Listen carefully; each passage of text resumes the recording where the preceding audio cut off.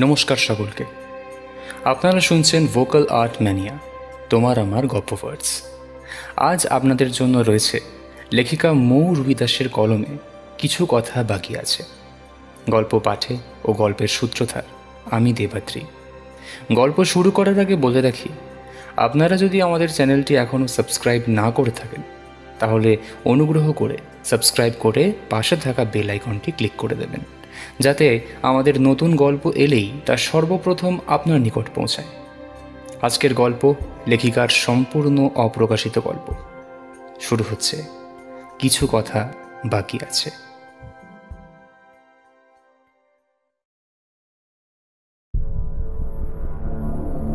জন্ম হলেই মৃত্যু হবেই, এটা একটা চরম তেত সত্যি। মৃত্যুর স্বাদ গ্রহণের পর কোনো মানুষ এই ইহজগতে ফিরে আসতে চায় না। তাহলে এই আত্মা বা ভূত, এরাও তো একটা সময় মানুষ ছিল। তাহলে তাদের মৃত্যুর পর তারা কেন শান্তি পায় না? কেন তাদের আত্মা মৃত্যুর পরও তৃপ্তি পায় না? আজ বিজ্ঞান অনেক উন্নত, তবে এই বিজ্ঞান অনেক পরীক্ষা করেছে যে আদৌ পৃথিবীতে কোনো ভূত বা আত্মার অস্তিত্ব আছে কিনা। কিন্তু এত পরীক্ষা করেও আজ পর্যন্ত কোনো বিজ্ঞানী ভূত সত্যি হয় বলে তার প্রমাণ দিতে পারেনি।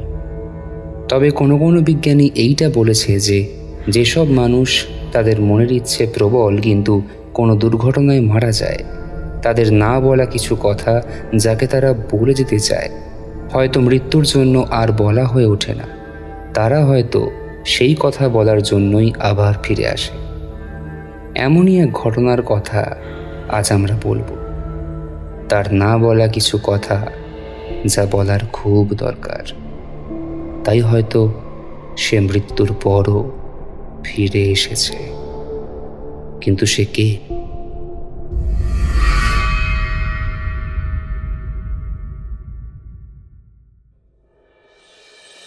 নমস্কার, আমি অনির্বাণ সেনগুপ্ত, আপনাদের সকলের প্রিয় রেডিও জকি। আমি জানি আপনারা সবাই এই রবিবারে আমার অনুষ্ঠানের জন্য অধীর আগ্রহে বসে থাকেন। এত অল্প দিনের মধ্যে আপনারা সকলে আমাকে এভাবে ভালোবেসে ফেলবেন, সেটা আমি কোনোদিনই কল্পনা করতে পারিনি। তবে আমার স্বপ্ন সার্থক হয়েছে, আমি রেডিও জকি হয়েছি। এই রেডিও জকি হওয়ার লড়াইটা কিন্তু খুব একটা সহজ ছিল না। অনেক বাধা বিপত্তি, পরিবারের অমতে গিয়ে আমার রেডিও জকি হয়ে ওঠার গল্প। তবে সেই গল্প না হয় অন্য আরেকদিন বলবো। আজকে আসলে আকাশটা বেশ মেঘলা, হয়তো সম্ভবত কিছুক্ষণের মধ্যে বৃষ্টি শুরু হবে। তাই বলে আমি কিন্তু আমার অনুষ্ঠান ক্যান্সেল করব এমনটা নয়। আসলে আমি জানি আমার অনুষ্ঠানের জন্য সকলে এই সময়টায় অপেক্ষা করে থাকে। তাই বৃষ্টি শুরু হলেও এই অনুষ্ঠানটা আমি আজকে শুরু করছি। পরে নেটওয়ার্কের সমস্যা দেখা দিলে তখন না হয় দেখা যাবে। এখন তো অনুষ্ঠানটা চালু করি। তারপর আপনারা সবাই কেমন আছেন? আশা করি ভালোই আছেন। এই বৃষ্টির দিনে মনটা কিসের জন্য উতলা হয়ে ওঠে জানেন কি? বলছি শুনুন। এই মেঘলা বৃষ্টির দিনে ঠান্ডা ফুরফুরে শীতল হাওয়ায় শরীর জুড়ে উঠলে মনে হয় এক কাঁধটা গল্প না হলে রাতটা ঠিক জমে না। আপনাদের কাছে যদি কিছু ভৌতিক ঘটনা বা কোনো ভৌতিক অভিজ্ঞতার কথা থাকলে আপনি আমাদেরকে বলতে পারেন, আমি তো শুনবো। সাথে 98.9 FM রেডিও মশালার সকল শ্রোতাগণকে আপনার সেই ভৌতিক অভিজ্ঞতা অথবা ভৌতিক ঘটনা শোনার সুযোগ করে দিন। যদিও আমি ভূতে বিশ্বাস করি না, আজকালকার দিনে এত জনসংখ্যার মাঝখানে মানুষেরই ঠিক থাকবার জায়গা হয় না, সেখানে ভূত আসবে কোথা থেকে? কিন্তু তাও এরকম মেঘলা ওয়েদারে ভূতের গল্প বেশ রোমাঞ্চকর হয় এবং শুনতেও বেশ ভালো লাগে। তাহলে এই রকম ভৌতিক অভিজ্ঞতার ঘটনা থাকলে ঝটপট 989833 এই নাম্বারে ফোন করুন। আমি আছি, সঙ্গে আছে 98.9 FM রেডিও মশালার সকল শ্রোতাগণ। ভূতের গল্পে একটা গা ছমছমানি ফিল না হলে মানায় কি? রেডিওতে কথাটা বলে ফোনের আশায় বসে রইল অনির্বাণ। অফিসে রাতের বেলায় তেমন একটা কেউ নেই। মেঘলা আকাশের জন্য বৃষ্টি হতে পারে, সেই জন্যই অনেকেই ছুটি নিয়ে বাড়ি চলে গেছে। শুধু অনির্বাণ আছে, আর আছে তার সাথে তার বন্ধু নিলয়। অনির্বাণের সাথে অনুষ্ঠান পরিচালনার কাজে ব্যস্ত সে। আর আছে অফিসের ক্যান্টিনের রামুদা। আজ অনির্বাণের অনুষ্ঠান আছে, প্রতি রবিবার অনির্বাণের অনুষ্ঠান থাকে, তাই আজও আছে। সাউন্ড সিস্টেমের সাউন্ড একেবারে নিচে নামিয়ে নিলয়কে অনির্বাণ বলে উঠল, আচ্ছা নিলয়, তোমার কি মনে হয় কেউ ফোন করবে? আজকের অনুষ্ঠানটা বেকার হয়ে যাবে না তো? তোমার কি মনে হয় এমন কি কেউ ফোন করবে যার কোনো ভৌতিক অভিজ্ঞতা আছে? আমি কি করে বলবো বলো? তোমার আজ কি হয়েছে, মানে যে আজকে তুমি এত ভূত নিয়ে গবেষণা করছো?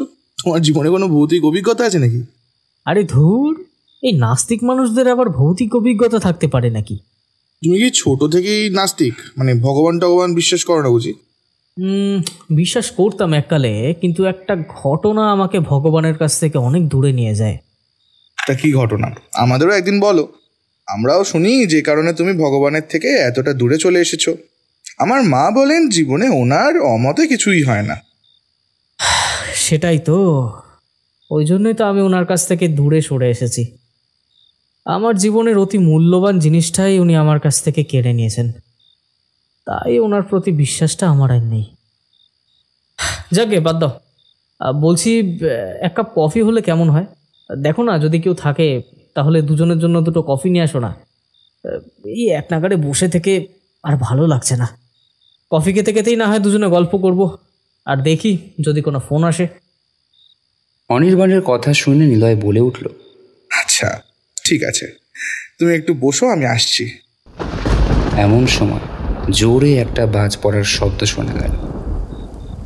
বাজ পড়ার শব্দ শোনা মাত্রই অনির্বাণ আর নিলয় দুজনেই একটু চমকে উঠল, আর সেই সঙ্গে পাল্লা দিয়ে মুষলধারে বৃষ্টি শুরু হলো।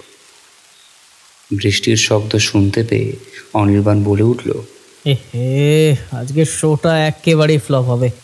মেঘের যে অবস্থা, কেউ তো ফোন করবে বলে মনে হয় না। এত ভেবো না তো, দাঁড়াও আমি আসছি কফির ব্যবস্থা করে। এই বলে নিলয় রেকর্ডিং রুমের গেট টেনে বাইরে যাবে, এমন সময় রামুদা এসে জিজ্ঞাসা করল, আপনাদের কিছু লাগবে? ও রামুদা, তুমি আছো? আমরা তো ভাবছিলাম যে তুমি হয়তো চলে গেছো। আচ্ছা, খুব ভালো হয়েছে। তুমি এক কাজ করো, আমাদের দুজনের জন্য দুটো কড়া করে কফি নিয়ে এসো তো। নিলয়ের কথা শুনে রামুদা মুখে হাসি ফুটিয়ে বলে উঠল, আচ্ছা আচ্ছা ঠিক আছে, আমি নিয়ে আসছি। এই বলে রামুদা চলে যায়। নিলয়কে আর ক্যান্টিন পর্যন্ত যেতে হলো না। সে এসে আবার অনির্বাণের পাশে বসল, আর এমন সময় ফোনের ঘন্টি বেজে উঠল। সাউন্ড সিস্টেমের সাউন্ডটা বাড়িয়ে অনির্বাণ বলে উঠল, নমস্কার, 98.9 FM রেডিও মশালাতে আপনাকে স্বাগতম। আপনার নামটা? তখন ফোনের ওপাশ থেকে কেউ একজন ছেলে বলে উঠল, আমি সুদীপ। আমি আপনার থেকে বয়সে ছোটই হব, তাই আপনি আমাকে তুমি করে বলতে পারেন। আচ্ছা বেশ, বলো তুমি কি বলতে চাও। আমি আপনার অনুষ্ঠান প্রায় দিনই শুনি বলতে পারেন।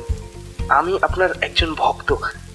আপনার কথা বলার স্টাইল, ধরন, এগুলো সবই আমার খুব ভালো লাগে। বিশ্বাস করুন, আপনার কথা বলার ধরন দেখেই আপনার মতন একজন রেডিও জকি হওয়ার খুব ইচ্ছে।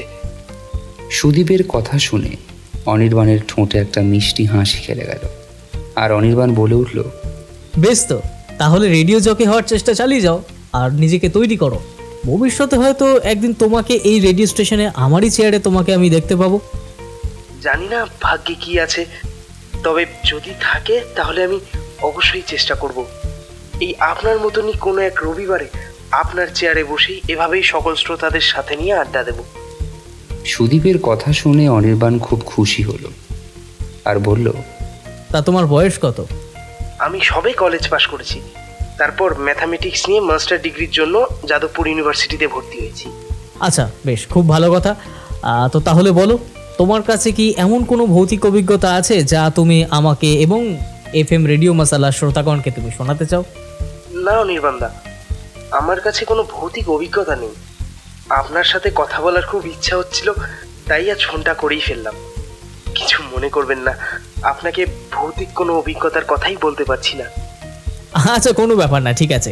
তুমি আমাদের রেডিও মশালার অনুষ্ঠানের সঙ্গে জুড়ে থেকো। তোমার সাথে কথা বলে ভীষণ ভালো লাগলো। দেখি পরবর্তী কেউ ফোন করেন কিনা, তার কাছে কি কোনো ভৌতিক অভিজ্ঞতা আছে। তাই শুনতে থাকো 98.9 FM রেডিও মশালা। এই বলে অনির্বাণ সুদীপের কলটা ডিসকানেক্ট করে রেখে সাউন্ড সিস্টেমের সাউন্ড আবার নিচে নামিয়ে নিলয়কে বলে উঠল, ওই কফি এলো? হ্যাঁ, এই কিছুক্ষণ আগে রামুদা দিয়ে গেছে। তুমি লাইনে ছিলে তাই আর ডাকিনি। এ নাও তোমার কফি। কফির কাপটা হাতে নিয়ে ধোঁয়া ওঠা কফিটাতে এক চুমুক দিয়েই অনির্বাণ বলে উঠল, খাসা হয়েছে কফিটা। রামুদার হাতের কফির কাছে বড় বড় 5 স্টার হোটেলের কফিও নসি। কি বলো নিলয়? একদম যা বলেছো। বুঝলে নিলয়, ভাবছি স্যারকে বলে রামুদার প্রমোশনের একটা ব্যবস্থা করে দেবো। সারাদিন লোকটা আমাদের জন্য কত কিছু করে যায়। আমরা যখন যা বলি তাই এনে দেয়, যখন যে যা খেতে চায় তাই করে দেয়। এত কিছু করে লোকটা, কিন্তু ওনার প্রতি কেউ ঠিক করে লক্ষ্য করে না। তাই ভাবছি কালই স্যারকে বলে রামুদার বেতন বাড়ানোর কথাটা বলবো। কিছুদিন ধরেই আমিও এটাই ভাবছিলাম। ঠিক আছে, কাল অফিসে স্যার আসুক, আমরা দুজনেই তাহলে রামুদার প্রমোশন নিয়ে কথা বলবো, কি বলো? ঠিক আছে। থেমে থেমে আকাশের বুক চিরে বিদ্যুতের ঝলকানি দেখা যেতে লাগলো। যেন মনে হলো আগুন রাঙা মেঘ সারা আকাশ জুড়ে খেলা করছে। আবার একটা বাজ পড়ার শব্দ শোনা গেল। এমন সময় আবার ফোনের শব্দ এলো। কফির কাপটা টেবিলের কর্নারে রেখে অনির্বাণ আবার সাউন্ড সিস্টেমের সাউন্ডটা বাড়িয়ে বলে উঠল, 98.9 FM রেডিও মশালাতে আপনাকে স্বাগতম। আপনার নাম কি? অনির্বাণের কথা শুনে ফোনের ওপাশ থেকে একজন ভদ্রলোক বলে উঠল, আমার নাম সৌগত। আমি আপনাদের অনুষ্ঠান মাঝে মধ্যেই শুনি। আজ আমি একাই বসে আছি বাড়ির ব্যালকনিতে। সেখানে বসে বসে বৃষ্টি বিলাস করছি আর শুনছি আপনাদের 98.9 FM রেডিও মশালা। আপনার ভৌতিক অভিজ্ঞতার কথা শুনেই আপনাকে ফোন করলাম। সৌগতবাবুর গলার স্বর শুনে মনে হলো উনি মধ্যবয়স্ক একজন পুরুষ। তাই অনির্বাণ বলে উঠল, তা বলুন সৌগতবাবু, আপনার জীবনে এমন কোনো ভৌতিক অভিজ্ঞতা আছে নাকি? থাকলে বলতে পারেন আমাদের। আগে না, আসলে আপনার কাছে এটাই প্রশ্ন ছিল যে ভৌতিক অভিজ্ঞতা শেয়ার করার জন্য তো প্রাণে বেঁচে থাকতে হবে। আমার মনে হয় ভৌতিক অভিজ্ঞতা হওয়ার পর কেউ আর বেঁচে থাকে বলে। বেঁচে থাকলে নিশ্চয়ই ভৌতিক অভিজ্ঞতার কথা বলবে। সৌগতবাবুর কথা শুনে অনির্বাণ বলে উঠল, সৌগতবাবু, আমার মনে হচ্ছে আপনি খুবই রসিক মানুষ। হ্যাঁ, সে কথা আপনি বলতেই পারেন। আসলে সবার জীবনেই তো এত এত সমস্যা যে আর সমস্যার কথা বলে মানুষকে দুঃখ দিতে চাই না। তাই আমার সাথে কথা বলে যদি মানুষ একটু সময়ের জন্য হলেও, মানে সাময়িক সময়ের জন্য হলেও যদি কেউ তার দুঃখ ভুলতে পারে, তাহলে আমি খুব খুশি হই। মানুষের জীবনের দুঃখ কষ্ট তো আর আমি লাঘব করে দিতে পারবো না, সেটা তো থাকবেই। কি আর করা যাবে বলুন? হ্যাঁ, ঠিকই বলেছেন। আপনার সাথে কথা বলে আমারও খুব ভালো লাগলো। ভালো থাকবেন, আর আশেপাশের মানুষকে আপনি ঠিক এইভাবেই মাতিয়ে রাখবেন। হ্যাঁ, যতদিন দেহে প্রাণ আছে ততদিন এইভাবেই থাকবো। কেন বেঁচে থাকবেন না? সমাজে আপনাদের মতো রসিক মানুষদেরই ভারী অভাব। এইভাবে হাসি খুশিতে ভরে উঠুক আপনার এবং আপনার আশেপাশের মানুষের জীবনটা। ধন্যবাদ, শুভরাত্রি। সঙ্গে থাকুন আমাদের 98.9 FM রেডিও মশালার অনুষ্ঠানের সঙ্গে। এই বলে অনির্বাণ আবার ফোন ডিসকানেক্ট করে রেখে দিয়ে সাউন্ড সিস্টেমের সাউন্ড কমিয়ে দিয়ে নিলয়কে বলে উঠল, বুঝলে নিলয়, আজ আর মনে হচ্ছে না কোনো ভৌতিক অভিজ্ঞতা সম্পন্ন মানুষ ফোন করবে। সৌগতবাবু হয়তো ঠিকই বলেছেন। এই ভৌতিক অভিজ্ঞতা হওয়া সম্পন্ন কোনো মানুষই হয়তো আজ আর বেঁচে নেই। কিন্তু আজকের অনুষ্ঠানটা যে ফ্লপ হবে তাহা তো আমি হাড়ে হাড়েই বুঝতে পারছি। আচ্ছা, আর কিছুক্ষণ অপেক্ষা করি, তারপর আমি নিজেই শোটা বন্ধ করে দেবো। যেটা তুমি ভালো বুঝবে। এই বলে মনটা খারাপ করে অনির্বাণ তার রকিং চেয়ারে হেলান দিয়ে মাথায় হাত দিয়ে চোখটা বন্ধ করে পরবর্তী ফোনের আশায় কিছুক্ষণ বসে রইল। বেশ কিছুক্ষণ কেটে যাওয়ার পর যখন কোনো ফোন এলো না, তখন অনির্বাণ কিছু একটা ভেবে সাউন্ড সিস্টেমের সাউন্ডটা আবার বাড়াতে গিয়েই একটা ফোনের ঘন্টি বেজে উঠল। ফোনের আওয়াজ পেতেই অনির্বাণের মনে একটা খুশির ঢেউ বয়ে গেল। মনে মনে ভাবলো হয়তো আবার কেউ ফোন করেছে, কিন্তু তার কাছেও যে কোনো ভৌতিক অভিজ্ঞতা থাকবে না এটা মেনেই অনির্বাণ ফোনটা তুলে নিল। ফোনটা তুলতেই ওপাশ থেকে একটা মেইলি কণ্ঠ অনির্বাণ শুনতে পেল। আর তাই শুনে অনির্বাণ বলে উঠল, নমস্কার, 98.9 FM রেডিও মশালাতে আপনাকে স্বাগতম। আপনার নাম কি আর আপনি কোথা থেকে বলছেন? অনির্বাণের কথা শুনে সেই মেইলি কণ্ঠের মহিলাটা বলে উঠল, আমার নামটা নাইবা জানলেন, ক্ষতি কি? আচ্ছা বেশ, আপনি যখন আপনার নাম প্রকাশে অনিচ্ছুক তখন আর আমি সেই বিষয়ে কিছু জিজ্ঞেস করছি না। তো বলুন এবার আপনি কি বলতে। কথাটির সম্পূর্ণ হওয়ার আগেই মেয়েটি একটু তাড়াহুড়োর সাথেই বলে উঠল, আমার কাছে এতটা সময় নেই, আপনি আমার কথাটা একটু মন দিয়ে শুনুন। মেয়েটির এমন ভীত কণ্ঠের কথা শুনে অনির্বাণ কিছুক্ষণের জন্য স্তব্ধ হয়ে বলে উঠল, হ্যাঁ বলুন আপনি কি বলতে চান, আর এইভাবেই আপনি কথা বলছেন কেন? আপনি কি কোনো বিপদে পড়েছেন? আপনি আমাদের বলুন, আমি আমার যথাসাধ্য চেষ্টা করব। আমাকে বাঁচান, আপনি আপনি যে করেই হোক আমাকে বাঁচান। আপনি কি বলছেন? আমি তো কিছুই বুঝতে পারছি না। কি হয়েছেটা কি? আপনি এখন কোথায় আছেন? আমি জানি না আমি এখন কোথায় আছি, তবে চারিদিকে ঘন অন্ধকার, সাথে ব্যবসা একটা গন্ধ, যে গন্ধে আমি বেশিক্ষণ নিঃশ্বাস নিতে পারছি না, দম বন্ধ হয়ে আসছে। বুঝতে পারছি না আমি আসলে কোথায় আছি। কিছুক্ষণের জন্য মনে হয় আমি যেন কোনো প্রেতপুরীতে আটকা পড়েছি। প্লিজ আমাকে উদ্ধার করুন, প্লিজ। মেয়েটির কথা শুনে অনির্বাণ কিছুক্ষণ চুপ করে বসে থেকে বলে উঠল, আপনি কি আমার সাথে মজা করছেন? মজা কেন করতে যাব? আমি আপনাকে সত্যি কথাই বলছি, আমি জানি না আমি কোথায় আছি। প্লিজ আমাকে উদ্ধার করুন, প্লিজ। মেয়েটির কণ্ঠ শুনে অনির্বাণের মিথ্যে বলছে বলে মনে হলো না, কিন্তু এখন অনির্বাণ কি বলবে? সে তো কিছুই করতে পারবে না। তাহলে কি সে মেয়েটিকে উদ্ধার করতে পারবে না? নিলয়ও মেয়েটির কথা শুনে খুবই অবাক হলো। ঠিক তখনই মেয়েটি আবার কেঁদে উঠল।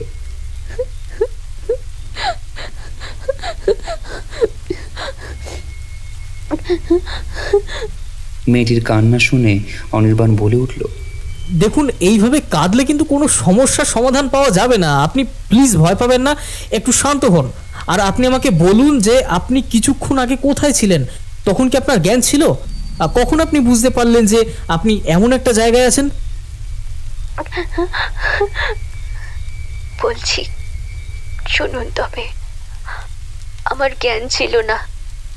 জ্ঞান ফিরতেই আমি অনুভব করি আমি এমন একটা জায়গায় আছি, তবে অন্ধকারের মধ্যে আমি কিছুই বুঝতে পারছি না। আমি বুঝতে পারছি না যে আসলে আমি কোথায় আছি। আপনার নিশ্চয়ই কিছুক্ষণ আগে, অর্থাৎ যখন আপনার জ্ঞান ছিল তখনকার কিছু কথা মনে আছে? নিশ্চয়ই মনে আছে। তাহলে বলুন, আপনার যখন জ্ঞান ছিল তখন আপনি কোথায় ছিলেন? আমি ট্রেনে ছিলাম, লাস্ট ট্রেনে করে একজনের সাথে দেখা করতে যাচ্ছিলাম। বলতে পারেন আমি আমার বিয়ে থেকেই পালিয়ে আমার ভালোবাসার মানুষটির সাথে দেখা করতে যাচ্ছিলাম। রাত তখন অনেকটাই হয়েছে, স্টেশন চত্বরে তেমন একটা লোকজন নেই। লাস্ট ট্রেন, মনে খুব ভয় নিয়ে ট্রেনে উঠে পড়লাম। ট্রেনে উঠতে কামরায় তেমন একটা লোকজন দেখতে পেলাম না। বলতে পারেন কামরাটা পুরো ফাঁকাই ছিল। ফাঁকা কামরায় গাটা কেমন একটা ছমছম করে উঠল। তাও মনের মধ্যে ভয়কে প্রশ্রয় না দিয়ে ট্রেনের কামরায় একেবারে পিছনের সিটে গিয়ে কুটিসুটি হয়ে বসে পড়লাম। বুকে তখন হাজার স্বপ্ন। মনে মনে ভাবছিলাম আমার সেই ভালোবাসার মানুষটি আমাকে এভাবেই দেখে হয়তো খুব খুশি হবে। সেই কথা মনে করে একটা হাসি আমার ঠোঁটে ফুটে উঠেছিল। আমি আমার সেই ভালোবাসার মানুষটির চিন্তায় বিভোর হয়েছিলাম। কত শত স্বপ্ন চোখ বন্ধ করে এই চোখের পাতায় সাজাচ্ছিলাম। তাই সে কথা ভাবতে ভাবতে আমি প্রায় বলতে পারেন একটা অন্য দুনিয়ায় চলে গিয়েছিলাম। নিজের কল্পনার মধ্যে নিজের একটা ছোট্ট সংসার কল্পনা করেছিলাম। সেখানে সেখানে আমি কত আনন্দে ছিলাম। আমার সুখ যেন ঠিকরে পড়ছিল। নিজেই নিজের মনে সেগুলো কল্পনা করতে করতে হেসে উঠেছিলাম। তখন কি আর আমি জানতাম যে কিছুক্ষণের মধ্যেই আমার জীবনে এমন একটা পরিবর্তন আসবে। মেয়েটির কথার মাঝখানেই অনির্বাণ বলে উঠল, মানে কি হয়েছিল? কীরকম পরিবর্তন? আমি বুঝতে পারছি না আপনি ঠিক কি বলতে চাইছেন। এমন সময় আমার নাকের সামনে একটা বিশ্রী গন্ধ আসে। তাই স্বপ্নে কল্পনার জগৎ থেকে ফিরে যখন চোখ খুলে সামনে তাকালাম, তখন দেখতে পেলাম একদল ছেলে নেশাগ্রস্ত অবস্থায় ট্রেনের এই কামরায় উঠে আমার দিকে আস্তে আস্তে পা ফেলে আসছে। মনে খুব ভয় হলো। আশেপাশে কোনো লোকজন নেই। ট্রেন খুব স্পিডে চলছে। কখন যে কোন স্টেশন পার হয়ে যাচ্ছে বুঝতেই পারছি না। শশর শব্দ করে একের পর একটা বড় বড় জঙ্গল যেন পেরিয়ে যাচ্ছে। ছেলেগুলো ঠিক আমার সামনে এসে দাঁড়ালো। আমি এক পলক তাদের দিকে তাকিয়ে দেখলাম। আমি দেখলাম সবকটা ছেলে আমার দিকে হিংস্র পশুর মতো তাকিয়ে আছে, যেন মুহূর্তের মধ্যেই আমাকে ছিঁড়ে খেয়ে ফেলবে। মনে খুব ভয় নিয়ে তাদের পাশ কাটিয়ে আমি উঠে দাঁড়ালাম। মনে সাহস সঞ্চয় করে আমি চলে আসতে যাব, এমন সময় কয়েকটা ছেলে আমার রাস্তা আটকে দাঁড়ালো। আমি তাদের বলি আমার রাস্তা ছেড়ে দিতে, কিন্তু আমার কথা শুনে তারা একে অপরের দিকে তাকিয়ে একটা বিশ্রী হাসি হাসতে লাগলো। তাদের হাসির শব্দ শুনে আমার শরীরের সমস্ত রক্ত যেন জল হতে শুরু করলো। ভয়ে আমার সারা শরীরের লোম দাঁড়িয়ে পড়েছে। এই মুহূর্তে আমি কি করব বা আমার কি করা উচিত কিছুই বুঝতে পারলাম না। তাহলে কি এই রাতের মধ্যে বাড়ি ছেড়ে বেরিয়ে আসাটা আমার জীবনের সব থেকে বড় ভুল হয়েছে? তারে কি মাসুল আজ আমায় দিতে হবে? অনেকটা সাহস নিয়ে নিজেকে স্বাভাবিক করে বেশ একটা গম্ভীর আওয়াজে বলে উঠলাম, আমার রাস্তা ছাড়ুন। কথাটা শুনে তারা প্রথমে বেশ কিছুক্ষণ চুপ করে থেকে আবার সেই বিশ্রী হাসি হাসতে থাকে। তাদের হাসি শুনে আমি সেখান থেকে চলে আসতে যাব, এমন সময় আবার বেশ কয়েকটা ছেলে আমাকে ঘিরে ধরে আর বলতে শুরু করে, কি মামনি, এত রাতে কোথায় যাচ্ছ? সে আমি যেখানেই যাই, আপনাদের কি? আমরাও যাব তোমার সাথে। এই একা পথে তোমাকে একা ছাড়তে ইচ্ছা করছে না। বাজে কথা না বলে আমার রাস্তা ছাড়ুন, না হলে কিন্তু আমি আমি চিৎকার করতে বাধ্য হব। আমার কথা শুনে তারা একে অপরের দিকে তাকিয়ে আবার হেসে উঠল আর বলতে লাগলো, তাই নাকি? তোমার কথা শুনে তো আমাদের খুব ভয় হচ্ছে। কি বলিস তোরা? তারপর আবার তারা হাসতে লাগলো। তাদের মধ্যে একজন এসে আমার কাঁধের ব্যাগটা টেনে ধরে। আমি ছাড়ানোর অনেক চেষ্টা করি, কিন্তু পারি না। একটা সময় পর তারা আমার ব্যাগটা কেড়ে নিয়ে ট্রেনের কামরার এক প্রান্তে ছুঁড়ে ফেলে আমি বেশ ভয় পেয়ে যাই। আমি তাদের বলতে থাকি, প্লিজ প্লিজ আমাকে ছেড়ে দিন, আমাকে ছেড়ে দিন প্লিজ প্লিজ। আমার কথা শুনে তারা আবার হাসতে লাগলো। তারপর আস্তে আস্তে পা ফেলে আমার দিকে এগিয়ে আসতে শুরু করে। আমি ভয়ে পিছনের দিকে পিছুতে থাকি। কিছুক্ষণের মধ্যেই আমি ট্রেনের একেবারে দেওয়ালের সাথে ঠেসে দাঁড়িয়ে পড়ি। আর আমার সামনে 3 থেকে 4 জন ছেলে নেশাগ্রস্ত অবস্থায় আমাকে ঘিরে দাঁড়িয়ে থাকে। একটা সময় পর তারা আমার শরীরে হাত দেওয়ার চেষ্টা করে। আমি বারে বারে তাদের কাছে অনুরোধ করতে থাকি, কিন্তু আমার কথা তাদের কান পর্যন্ত পৌঁছয় না। আমার হাতে আমার ফোনটা ছিল। আমি তাদের আড়ালেই পুলিশকে ফোন করার জন্য নম্বরটা ডায়াল করতে যাব, এমন সময় তাদের মধ্যে একজন আমার হাতে ফোনটা দেখতে পেয়ে যায়। তারপর সে আমার হাত থেকে ফোনটা কেড়ে নিয়ে ট্রেনের কামরায় ছুঁড়ে ফেলে। ফোনটা আমার ভেঙে টুকরো টুকরো হয়ে যায়। এতক্ষণ মেয়েটির কথা শুনে অনির্বাণ বলে উঠল, তারপর? মেয়েটি তখন কাঁদতে কাঁদতেই বলে উঠল, তাদের মধ্যে দুজন আমার পা টেনে ধরে। আমি তাদের কাছে হাত জোর করে অনেকবার অনুরোধ জানাই, কিন্তু তারা আমার কথা শোনেনি। শুরু হয় আমার উপর তাদের পাশবিক অত্যাচার। গোটা ট্রেনের কামরায় আমার চিৎকার শোনা যেতে লাগলো, কিন্তু কেউ এগিয়ে আসেনি। হয়তো তাদের কাছে আমার আর্তনাদ পৌঁছতে পারেনি। কত অনুরোধ, কত কান্না করেছি, কিন্তু তাদের মধ্যে কেউ আমার কোনো কথা শোনেনি।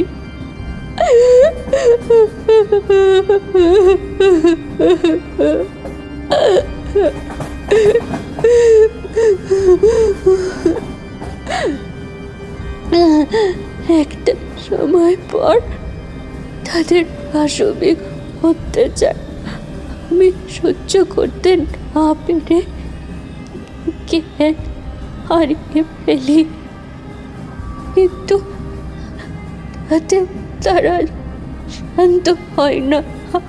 আমার চোখে মুখে মদ ঢেলে দেয়। তাতে কিছুক্ষণের মধ্যে আমার জ্ঞান ফিরে আসে। তারপর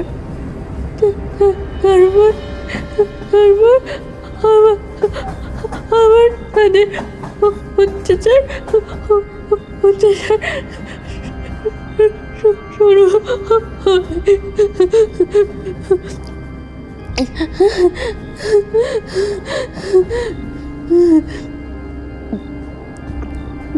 বেশ অনেকক্ষণ পর তারা শান্ত হয়ে বসে পড়ে।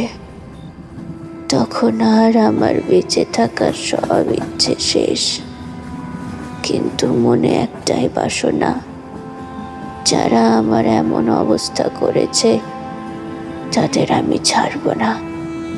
নিজের পায়ে উঠে দাঁড়াতে আমার খুব কষ্ট হচ্ছিল, কিন্তু তাও আমি উঠে দাঁড়ালাম। আমি খেয়াল করলাম আমার ঠিক সামনে একটা মদের বোতল পড়ে আছে। তখন আমি সেটা হাতে নিয়ে তাদের দিকে ছুটে গেলাম। আমাকে তাদের দিকে আসতে দেখে একজন আমার হাত মুচড়ে ধরে, আর তাতে আমি আরো ব্যথা পাই। একটা সময় ধস্তাধস্তিতে তারা আমার গলা চেপে ধরে। তখন আমার নিঃশ্বাস নিতে খুব কষ্ট হয়, দম যেন বন্ধ হয়ে আসে। নিজেকে ছাড়ানোর অনেক চেষ্টা করি, কিন্তু আমি ব্যর্থ হই। এতক্ষণ পর্যন্ত মেয়েটির কথা শুনে অনির্বাণ আর নিলয় একসাথে বলে উঠল, তারপর? বেশ কিছুক্ষণ আমার গলায় চেপে ধরে থাকার জন্য আমার নিঃশ্বাস বন্ধ হয়ে যায়। একটা সময় পর ওরা বুঝতে পারে যে তারা আমাকে মেরে ফেলেছে। কি করবে বুঝতে না পেরে আমার শরীরটাকে ধরে টেনে নিয়ে চলন্ত ট্রেনের মধ্যেই আমার শরীরটাকে দূরে ছুঁড়ে ফেলে দেয়। আবার এত দূর কথাটি শুনে অনির্বাণ চিৎকার করে বলে উঠল, মানে কি বলছেন আপনি? তারপর কি হলো? তারপর সব শেষ।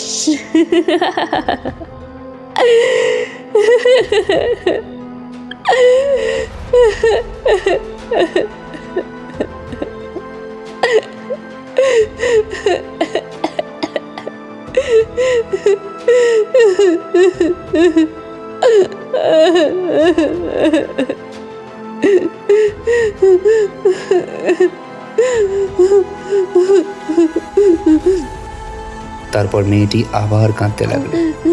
মেয়েটির কান্না দেখে অনির্বাণ বলে উঠল, আপনি চিন্তা করবেন না, আমরা আপনার সাথে আছি। আপনার সাথে যারা এত বড় অন্যায় করেছে তাদের শাস্তি দেওয়ার ব্যবস্থা আমরা অবশ্যই করব। অনির্বাণের কথা শুনে মেয়েটি বলে উঠল, তার আর কোনো দরকার নেই। কেন? কারণ আমি সেই 4 জনকে মেরে ফেলেছি। কথাটা শুনেই অনির্বাণ একবার নিলয়ের দিকে তাকালো আর বলল, আপনি কি আমার সাথে মজা করছেন? হে মা, মজা কেন করব? আমি সত্যি কথাই বলছি। আপনি কি জানেন যে আপনি কোথায় ফোন করেছেন? হ্যাঁ জানি। যদি জানেন তাহলে নিশ্চয়ই এটা জানবেন যে আপনার কথা কিন্তু এই মুহূর্তে সমস্ত ভারতবাসী শুনছে। আপনি কি জানেন এই 4 জনকে খুন করার জন্য আপনার শাস্তিও হতে পারে? কথাটা শুনেই মেয়েটি জোরে একটি ভয়ানক হাসি দিয়ে বলল,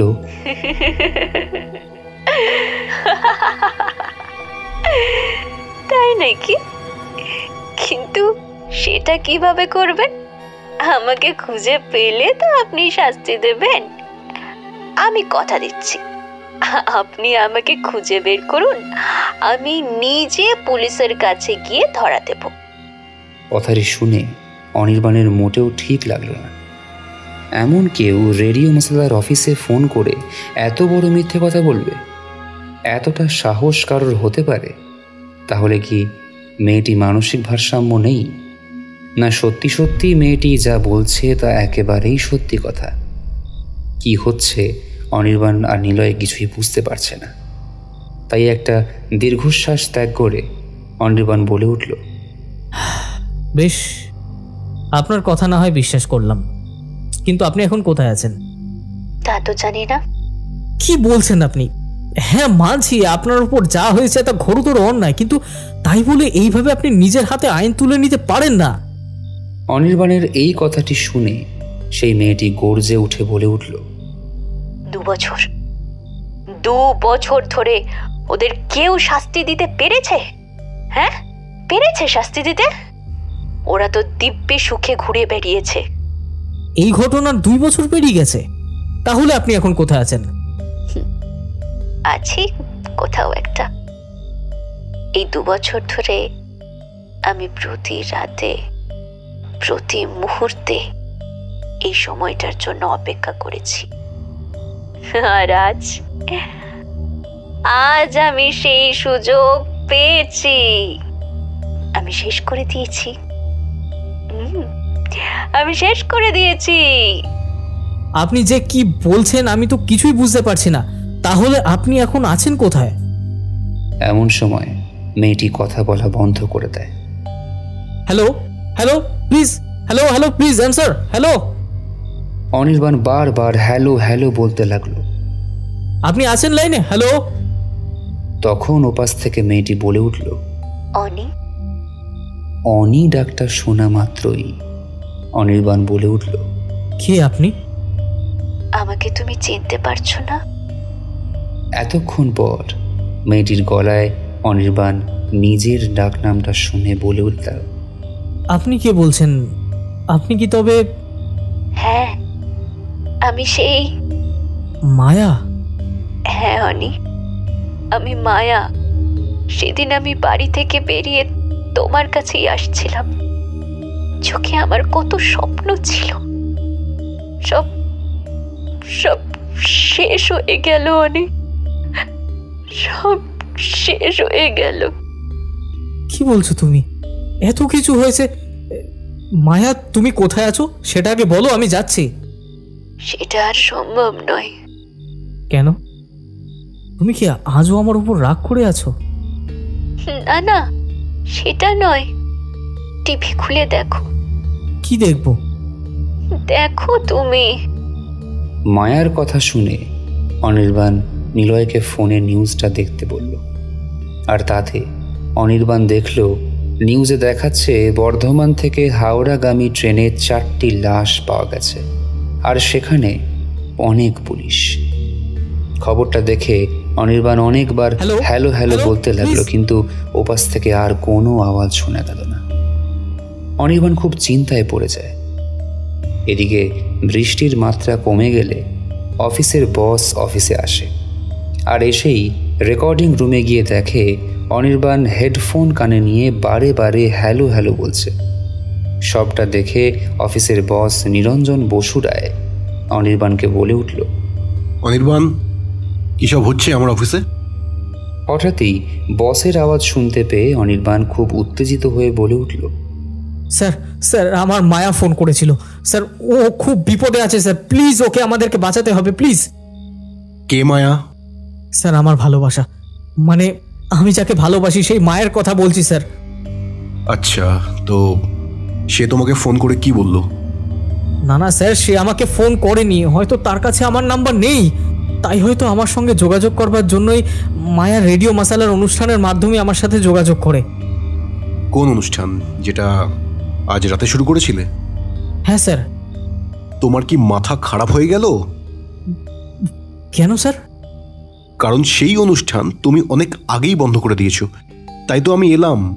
যদিও আমি আরও আগেই আসতাম, কিন্তু বৃষ্টির জন্য আসতে পারিনি। আর তুমি এখন বলছো অনুষ্ঠানের মাধ্যমে তোমার গার্লফ্রেন্ড তোমার সাথে যোগাযোগ করেছে। কি সব আবল তাবল বলছো? তোমার কি মাথাটা সত্যিই গেছে? আর আজ তুমি কি জানো, হ্যাঁ মনে পড়েছে, ওই সব ভৌতিক অভিজ্ঞতার কথা বলছিলে, হয়তো ওই জন্যই তোমার এইসব হচ্ছে। যাও, বাড়ি ফিরে যাও, আমি এদিকটা সামলে নেব। না স্যার, আমি সত্যি কথা বলছি, মায়া ফোন করেছিল স্যার। আচ্ছা, তাই যদি হয় তাহলে ফোন নাম্বারটা দেখাও। নিরঞ্জনের কথা শুনে অনির্বাণ বলে উঠল, এক্ষুনি দিচ্ছি। এই বলে অনির্বাণ নাম্বারটা দেখাতে যাবে, এমন সময় দেখল কোনো নাম্বার নেই। ফোন যে এসেছিল তার কোনো প্রমাণই নেই। এখন অনির্বাণ কি বলবে? অনির্বাণকে চুপ করে দাঁড়িয়ে থাকতে দেখে নিরঞ্জন বলে উঠল, কি হলো, এইভাবে দাঁড়িয়ে আছো কেন? কথা যদি হয়েছে তাহলে নাম্বারটা দেখাও। অনির্বাণ তখনও চুপ করে রইল। তাই নিরঞ্জন বলে উঠল, কি হলো, নাম্বার কোথায়? নেই। নেই মানে? উবে গেল নাকি? হ্যাঁ স্যার, হয়তো উবেই গেছে। কি সব আবল তাবল বকছো, মাথা একেবারেই খারাপ হয়ে গেছে। আমি বলি কি, কদিনের জন্য তুমি ছুটি নাও, তারপর কোথাও একটা ভালো জায়গা দেখে ঘুরে এসো, দেখবে সব ঠিক হয়ে যাবে। কাজের চাপে তোমারই হাল হয়েছে বলে আমার মনে হচ্ছে। না স্যার, না স্যার, আমি ঠিক কথাই বলছি। কি নিলয়, তুমি তো আমার সাথেই ছিলে, তুমি কিছু বলো। নিলয় তখন অনির্বাণের কথা শুনে স্যারের দিকে তাকিয়ে ভয়ে ভয়ে বলে উঠল, হ্যাঁ স্যার, অনির্বাণ ঠিক কথাই বলেছে, সত্যিই একটা মেয়ে ফোন করেছিল। আচ্ছা নিলয়, তোমারও কি অনির্বাণের মতো মাথায় সমস্যা আছে? দেখছি দুজনেই তখন থেকে আবল তাবল বকেই চলেছ। চুপ করো তোমরা। আমি এই মুহূর্তে বলছি, আজ থেকে 10 দিন তোমাদের ছুটি, কাল থেকে কাজে আসবে না। কিন্তু যদি দেখেছি তাহলে চাকরি আর থাকবে না। চাকরি চলে যাওয়ার কথা শুনে নিলয় বলতে লাগলো, না না স্যার, আমি আর কাল থেকে 10 দিন পর্যন্ত অফিসে আসবো না। চলো চলো অনির্বাণ। নিলয়ের কথা শুনে অনির্বাণ বলে উঠল, একদম না, আপনি বিশ্বাস করুন স্যার, আমি সত্যি কথাই বলছি, মায়া আমাকে ফোন করেছিল। অনির্বাণের কথা শুনে নিরঞ্জন এবার বেশ বিরক্ত হলো, আর একটু রেগে গিয়ে বলল, তোমার কথা আমি কিভাবে বিশ্বাস করব? একটা প্রমাণও তো তুমি দিতে পারছো না। তুমি একটা প্রমাণ দেখাও, তাহলে আমি তোমার কথা বিশ্বাস করব। অনির্বাণ তখন চোখ বন্ধ করে আগের কথাগুলো ভাবতে লাগলো, আর ভাবতে ভাবতেই অনির্বাণের চোখ গেল রেকর্ডিং রুমের সিসিটিভি ক্যামেরার দিকে। আর ওদিকে তাকিয়ে অনির্বাণ বলে উঠল, পেয়েছি প্রমাণ। কিসের প্রমাণ? বলছি। এই বলে অনির্বাণ কম্পিউটারটা চালু করছে, আর তা দেখে নিরঞ্জন বলে উঠল, কি করতে চাইছো তুমি অনির্বাণ? দেখাচ্ছি, আমি এক্ষুনি দেখাচ্ছি স্যার। এবার কম্পিউটারের একটা ভিডিও চালু করলো, আর তাতে নিরঞ্জনকে দেখতে বলল। নিরঞ্জনকে ভিডিওটা দেখিয়ে অনির্বাণ বলে উঠল, এই দেখুন স্যার, এই ভিডিওতে আমরা দুজনেই কথা বলছি, আর যদি এটা সত্যি না হয় আমরা দুজনে তো একসাথে আর কথা বলতে পারি না। অনির্বাণের কথা শুনে নিরঞ্জন কম্পিউটারের দিকে তাকিয়ে দেখল। সেখানে সিসিটিভি ক্যামেরায় স্পষ্ট দেখা যাচ্ছে যে অনির্বাণ আর নিলয় কানে হেডফোন নিয়ে কথা বলছে, কিন্তু কথা শোনা যাচ্ছে না। তাই সব দেখে নিরঞ্জন বলে উঠল, আচ্ছা সে না হয় বুঝলাম, কিন্তু এটা তো কেউ বিশ্বাস করবে না। দেখুন স্যার, কেউ বিশ্বাস করুক বা না করুক, অ্যাটলিস্ট আপনি করুন। আর আমাকে এখন যেতে হবে, প্লিজ। কোথায়? সেখানে যেখানে যাওয়ার কথা মায়া বলেছে। কোথায় যাওয়ার কথা বলেছে? স্যার, আমার হাতে এখন আর সময় নেই, তাই আমাকে যেতেই হবে। নিলয়, তুমি প্লিজ স্যারকে সবটা বলে দিও, আমি চললাম। এই বলে অনির্বাণ রেডিও মশালার অফিস থেকে বেরিয়ে নিজের গাড়ি নিয়ে যেতে শুরু করলো। আর গাড়িতে যেতে যেতে অনির্বাণের শুধু মায়ার কথা মনে পড়ছিল। মায়া কোনো একদিন বলেছিল যে তার খুব ভয় করে শেষ পর্যন্ত তাদের বিয়েটা হবে তো, তাদের ভালোবাসায় কারোর নজর লেগে যাবে না তো। কত স্বপ্ন দেখেছিল মায়া, তাদের সংসার হবে, তাদের বাচ্চা হবে, ছোট ছোট পায়ে হেঁটে বেড়াবে, তাদের নিজেদের ছোট একটা সংসার হবে। সব কথা অনির্বাণ মনে করছিল আর তার চোখ দিয়ে জল গড়িয়ে পড়ছিল। অনির্বাণের চোখ ঝাপসা হয়ে আসছিল। নিজের হাত দিয়ে ঘন ঘন চোখের পাতা মুছে নিয়ে নিচু স্বরে বলে উঠল, আমাকে ক্ষমা করে দিও মায়া, তোমায় ভুল বুঝেছিলাম। আমি ভেবেছিলাম তুমি আমায় ভালোবাসো না, আমায় ঠকিয়েছো তুমি। তাই তো আমি খুব অভিমান করেছিলাম তোমার ওপর। যত ভেবেছি তোমাকে ভুলে যাব, তত বেশি যেন তোমাকে ভালোবেসে ফেলেছি। আমি এত বড় অন্যায়টা কিভাবে করলাম?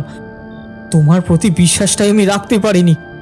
ক্ষমা করে দিও মায়া, কিন্তু এই একবার আমি তোমাকে পাই, কথা দিচ্ছি আর কোথাও তোমাকে যেতে দেব না। আমি নিজের কাছে তোমায় বেঁধে রাখবো, আমি কথা দিচ্ছি মায়া, আমি কথা দিচ্ছি। এই সব কথাগুলো বলতে বলতেই অনির্বাণ এসে পৌঁছালো সেই স্টেশনে, যে স্টেশনে টিভিতে দেখছিল যেখানে মায়া বলেছিল যে সে 4 জনকে খুন করেছে। সেই স্টেশনে এসে অনির্বাণ গাড়ি থেকে বেরিয়ে ছুটেই যায় স্টেশনের প্ল্যাটফর্মে। ভিতরে গিয়ে অনির্বাণ এদিকে সেদিকে দৌড়তে লাগলো। এমন সময় প্ল্যাটফর্মের শেষ প্রান্তে এসে অনির্বাণ দেখতে পেল অনেক পুলিশ।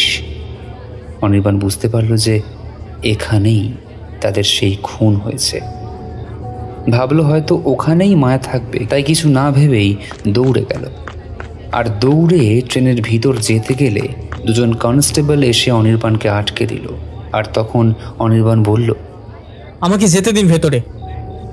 অনির্বাণের কথা শুনে ওখানের একজন কনস্টেবল বলে উঠল, না, একদম না, ভেতরে আপনি যেতে পারবেন না। আরে কেন বুঝতে পারছেন না? আমাকে ভিতরে যেতেই হবে, ওখানে আমার মায়া আছে। আরে জানতো, বলছি না ভেতরে কোনো মেয়েটে নেই। আরে আছে আছে, ভেতরেই আছে। আপনি আমাকে একটিবার যেতে দিন, আমি কিচ্ছু করব না, আমি একবার দেখেই চলে আসব। বললাম তো ভেতরে কেউ নেই। আপনি এখন এখান থেকে যান, নাহলে আপনি খামোখা পুলিশ কাছে ফেঁসে যেতে পারেন। আপনার ভালোর জন্যই বলছি, আপনি এখান থেকে যান। আমি যাব না, আমার মায়াকে না নিয়ে আমি কোথাও যাব না, ও এখানেই আছে। আরে বাবা, কি মুশকিল বলুন তো, বলছি তো এখানে কোনো মেয়েটে নেই।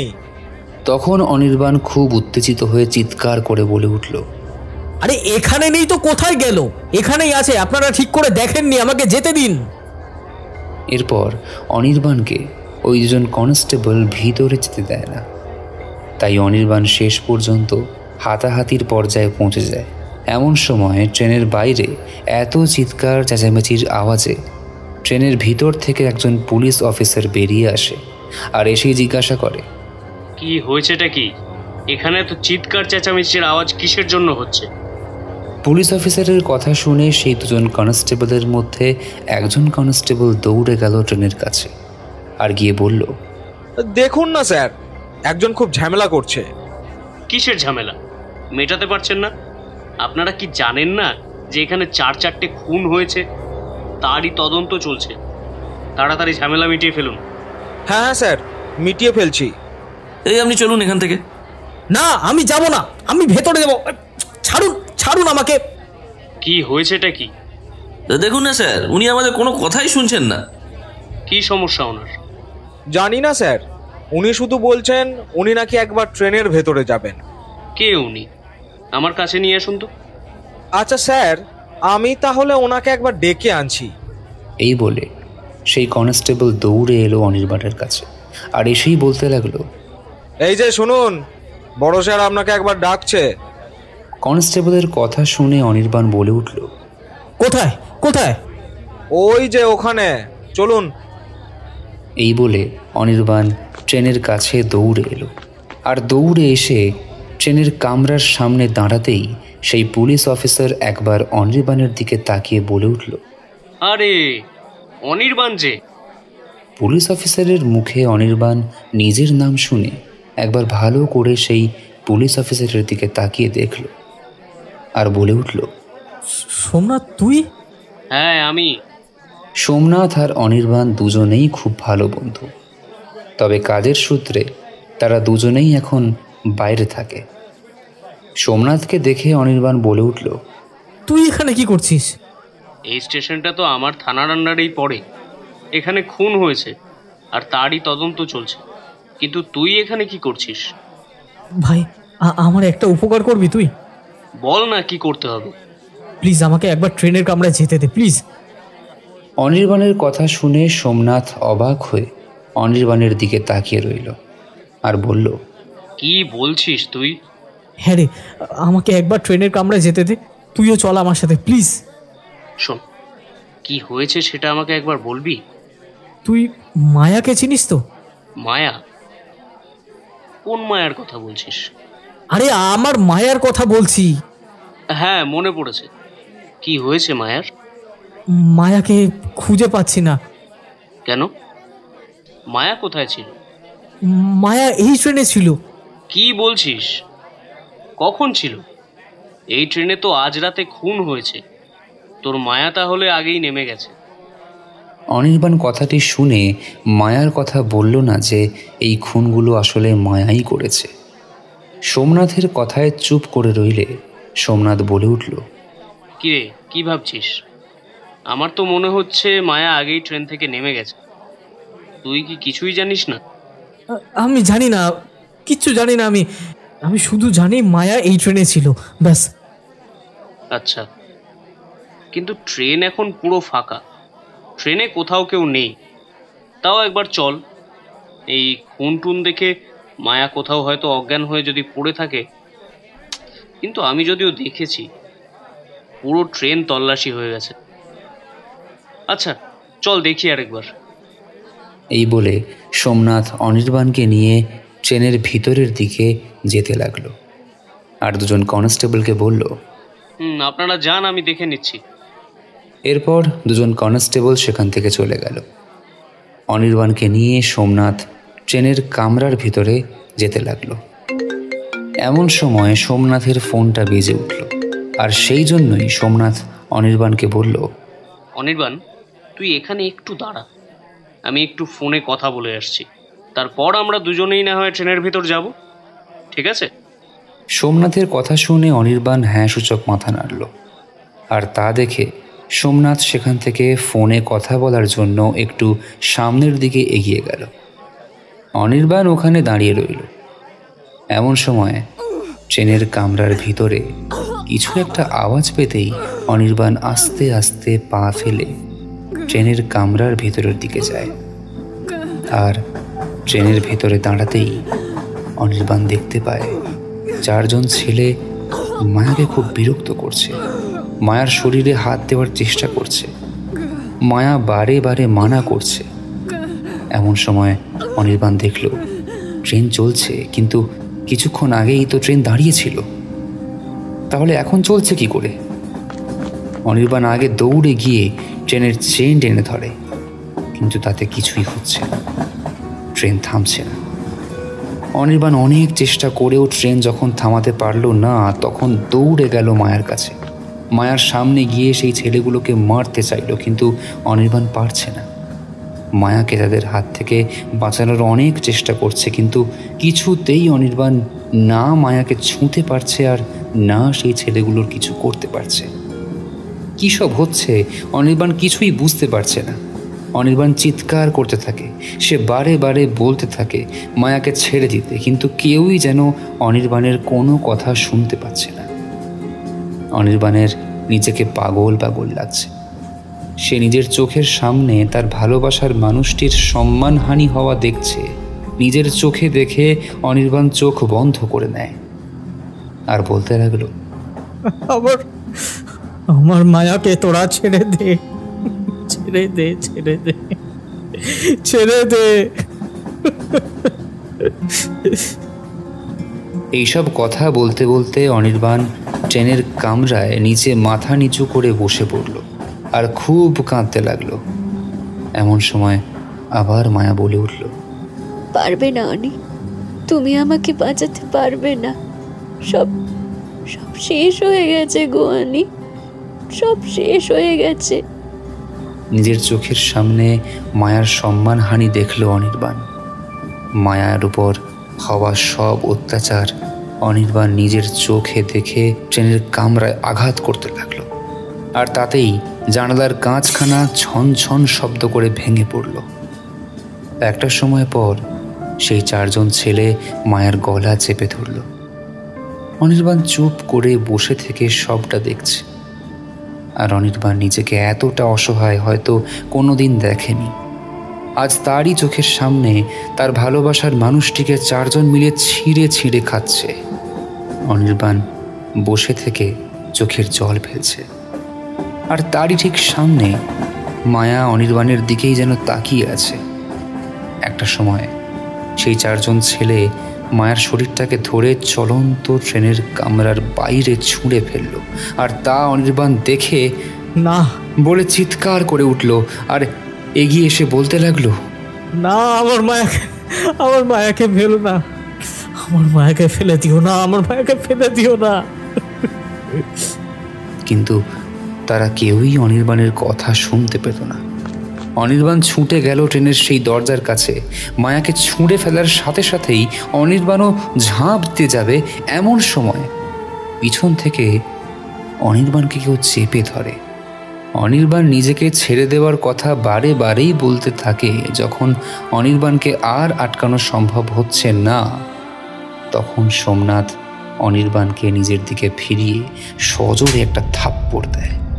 আর তখনই অনির্বাণ নিজের চোখের সামনে সোমনাথকে দেখতে পেয়ে চোখে জল নিয়েই সোমনাথকে খুব শক্ত করে জড়িয়ে ধরে আর বলে উঠল, সোমনাথ, সোমনাথ, আমার মায়াকে বাঁচা, ওকে ওকে ওরা ট্রেনের বাইরে ছুড়ে ফেলে দিয়েছে, এক্ষুনি ট্রেনটা থামাতে বল। আমি জানি না আমার মায়ের এখন কি অবস্থা, এক্ষুনি ট্রেনটা থামাতে বল। অনির্বাণের কথা শুনে সোমনাথ তো খুব অবাক। অনির্বাণকে আবার একটু জোরে ঠেলে সোমনাথ বলে উঠল, অনির্বাণ, তুই এসব কি বলছিস? ট্রেন থামাতে হবে কেন? ট্রেন তো দাঁড়িয়েই আছে। না না, দেখ দেখ, ট্রেনটা চলছিল, তুই দেখ। এই বলে অনির্বাণ ট্রেনের চারিদিকে তাকিয়ে দেখতে লাগলো।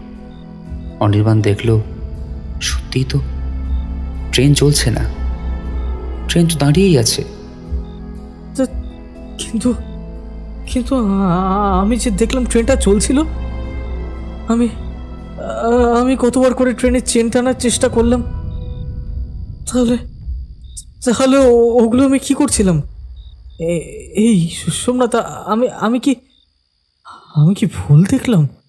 আর মায়া কোথায়? সোমনাথ, মায়া কোথায়? তারপর অনির্বাণ আবার মায়া মায়া বলে চিৎকার করতে লাগলো, মায়া, মায়া কোথায়, কোথায় তুমি?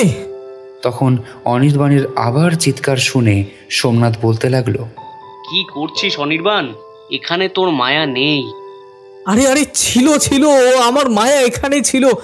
তুই জানিস সোমনাথ, হ্যাঁ, মায়া আমাকে ডাকছিল, কিন্তু আমি ওকে বাঁচাতে পারলাম না। আমার চোখের সামনে ওরা আমার মায়াকে মেরে ফেললো, শেষ করে ফেললো, সব শেষ করে ফেললো। সোমনাথ, আমি বাঁচাতে পারলাম না। অনির্বাণের কথার মাথা মুন্ডু কিছুই বুঝতে পারছে না সোমনাথ। তাই সে বলে উঠল, কি বলছিস বলতো অনির্বাণ? আমি তোর কথা কিছুই বুঝতে পারছি না। আচ্ছা চল এখান থেকে, তোর মায়াকে তো খুঁজতে হবে নাকি? এখানে বসে থাকলে তো আর মায়াকে খুঁজে পাবি না। চল। এই বলে সোমনাথ অনির্বাণকে ট্রেন থেকে নেমে যেতে বলে নিজে নেমে পড়ল। অনির্বাণও সোমনাথের কথা মতো ট্রেন থেকে নিচে নেমে পড়বে এমন সময় হঠাৎ করেই কেউ অনির্বাণকে ডেকে উঠল।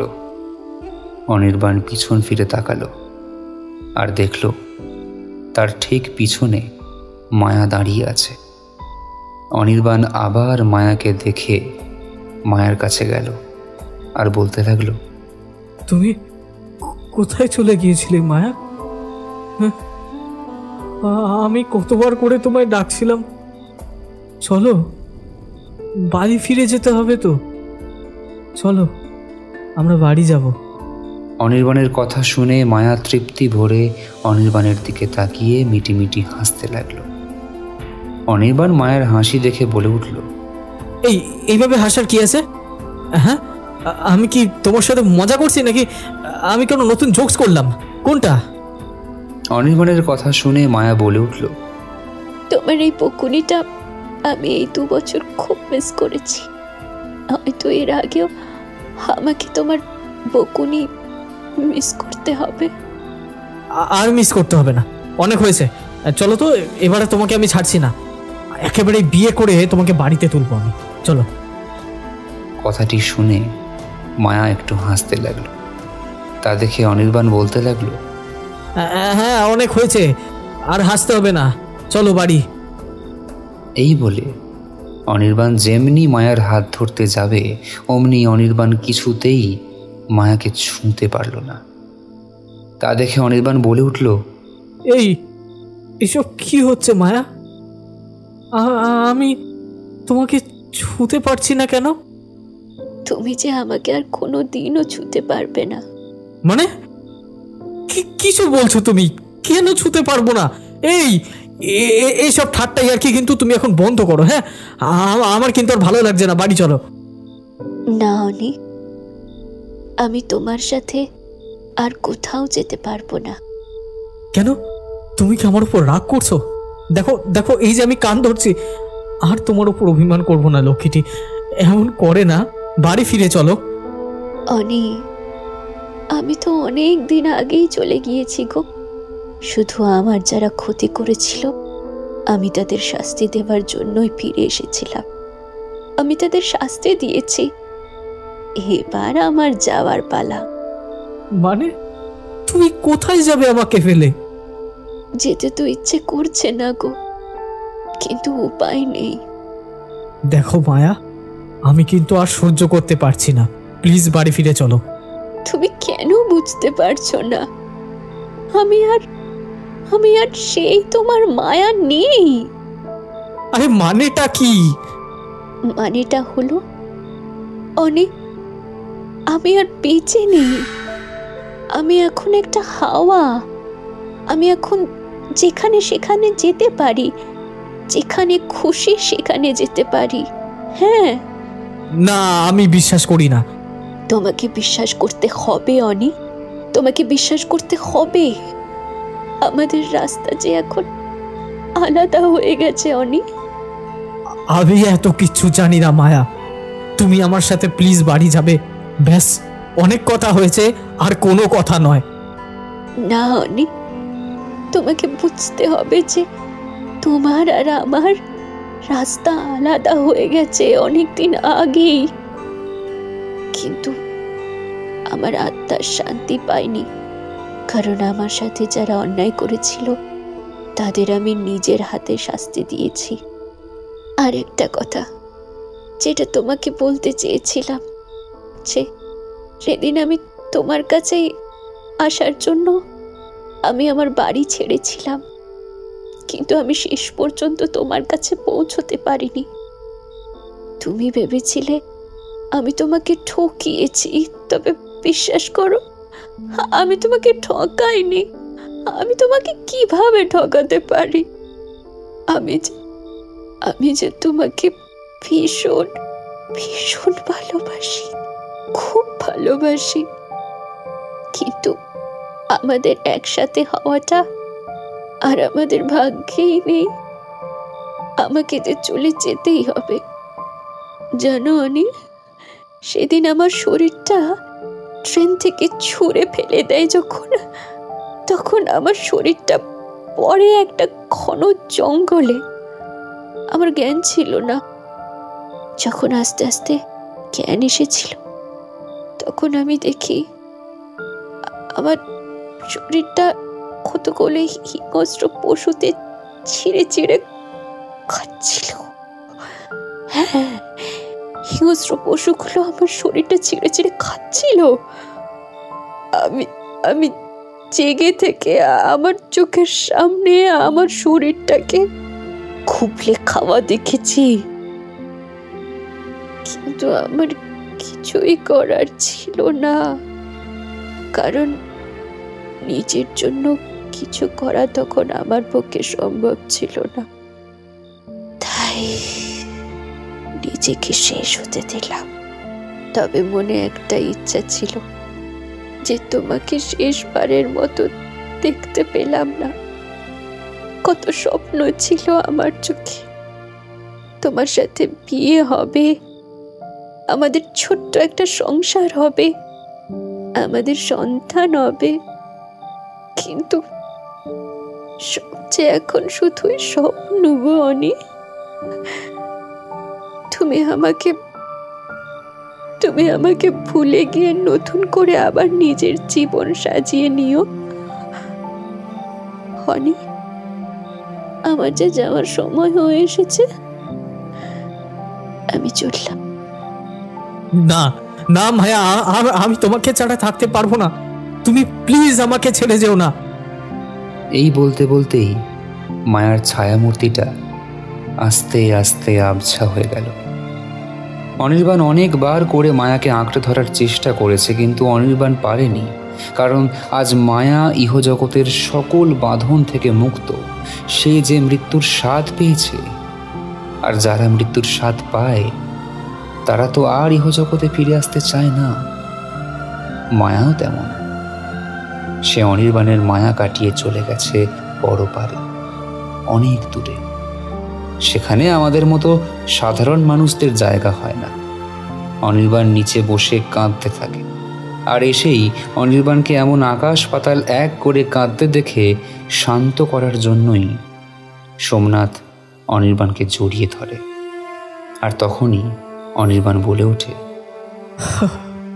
আমার মায়া আমাকে সারা জীবনের জন্য ফেলে চলে গেছে। ও আর কখনোই ফিরবে না Somnath. I am telling you, she is gone. অনির্বাণের কথা সোমনাথ কিচ্ছু বুঝতে না পারলেও সোমনাথ অনির্বাণকে শান্ত করার চেষ্টা করে। একটা সময় পর সোমনাথ বুঝতে পারে যে অনির্বাণের জ্ঞান নেই। তারপর সোমনাথ দুজন কনস্টেবলকে ডেকে তাড়াতাড়ি জল ছিটিয়ে দিল অনির্বাণের মুখে, কিন্তু তাও অনির্বাণের জ্ঞান ফিরছে না দেখে সোমনাথ অনির্বাণকে নিয়ে হাসপাতালে যায়। ডাক্তার অনির্বাণকে মৃত বলে ঘোষণা করে। ডাক্তার অনির্বাণের মৃত্যুর কারণ জানায় যে অতিরিক্ত চিন্তা করার জন্য হার্ট অ্যাটাকে আক্রান্ত হয়ে মারা গেছে। খবরটা শুনে সোমনাথ খুব অবাক হয়। সে তো কিছুই বুঝতে পারছে না, এমনটা কি করে হলো। অনির্বাণ হার্ট অ্যাটাকে মারা গেল। অনির্বাণ আর মায়ার গল্প এখানেই শেষ হলো। গল্পের শেষে দেখা যায় কোনো এক আলোয় ঝলমল করা জায়গায় মায়ার পিছন পিছন অনির্বাণ এসে হাজির হয়েছে। চারিদিকে শুধু আলো আর আলো। অনির্বাণকে দেখে মায়া জিজ্ঞাসা করে, তুমি তুমি এখানে কি করছো? তোমাকে একা আমি কিভাবে ছেড়ে দিই, তাই তোমাকে সঙ্গ দেওয়ার জন্য আমিও চলে এলাম। ওপারে আমাদের সংসার হয়নি তো কি হয়েছে, এপারে হবে। চলো, এখানেই আমরা আমাদের সুখের সংসার সাজাই। এই বলে অনির্বাণ মায়ার হাতটা শক্ত করে ধরে এবং সামনের দিকে পা বাড়ায়।